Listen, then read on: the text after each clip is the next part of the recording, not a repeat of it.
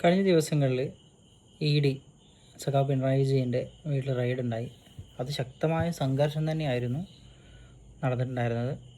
ആ സംഘർഷത്തിനിടയിൽ എനിക്ക് ഏറ്റവും വിഷമകരമായൊരു സംഭവം എന്താണെന്ന് വെച്ചാൽ, ഒരു പാവം വ്യക്തിയുടെ കാറ് തല്ലിപ്പൊളിക്കുകയുണ്ടായി.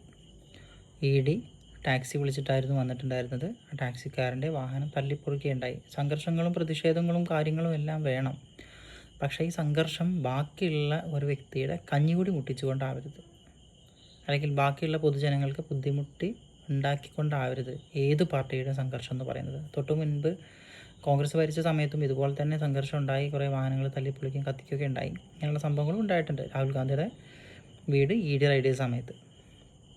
അപ്പോൾ ഇത്തരം പ്രവണതകളൊക്കെ വളരെ മോശം പ്രവണതയാണ്.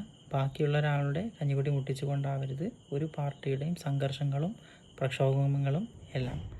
അപ്പോൾ ഈ കാര്യം നമ്മളെ ഏത് നേതാക്കളും, അതിന് കോൺഗ്രസ് ആയിക്കോട്ടെ, BJP ആയിക്കോട്ടെ, CPIM ആയിക്കോട്ടെ, ആരായാലും അപ്പോൾ ഇത്തരം പ്രവണതകൾ ഇനി ഏത് പാർട്ടിയാണെങ്കിലും ആവർത്തിക്കാതിരിക്കാനായിട്ട് ശ്രമിക്കുക.